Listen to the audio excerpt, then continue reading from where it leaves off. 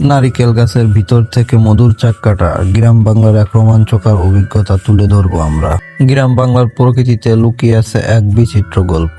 তেমনি এক অদ্ভুত কিন্তু পরিচিত দৃশ্য হলো নারিকেল গাছের ভিতর থেকে মৌমাছির চাক কাটা।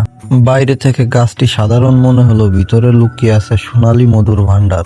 মধুর চাক কাটার কাজটি সহজ নয়। প্রথমে দোহার সাহায্যে মৌমাছিকে শান্ত করা হয়, তারপর ধীরে ধীরে গাছের ভেতরের অংশ খুলে চাক বের করা হয়। একটু অসাবধান হলেই মৌমাছির ফুলের আক্রমণ। তাই এই কাজ করতে সাহস, ধৈর্য, অভিজ্ঞতার সবই প্রয়োজন। নারিকেল গাছের মধু সাধারণত খাঁটি ও সুগন্ধযুক্ত হয়। এই মধু শুধু স্বাদই অন্যান্য নয়, স্বাস্থ্যগুণেও ভরপুর। গ্রাম বাংলায় এই মধু সর্দি, কাশি, দুর্বলতা ও নানা রোগের ঔষধ হিসেবে ব্যবহৃত হয়। আজকাল এই দৃশ্য খুবই কম দেখা যায়। গাছ কমে যাওয়ার সঙ্গে সঙ্গে প্রকৃতির এই চিরচেনা চিত্র হারিয়ে যাচ্ছে। তবুও কোথাও কোথাও এখনো নারকেল গাছের ভিতর থেকে মধুর চাক কাটার সেই রোমাঞ্চকর গল্প বেঁচে আছে গ্রাম বাংলার ঐতিহ্য হয়ে।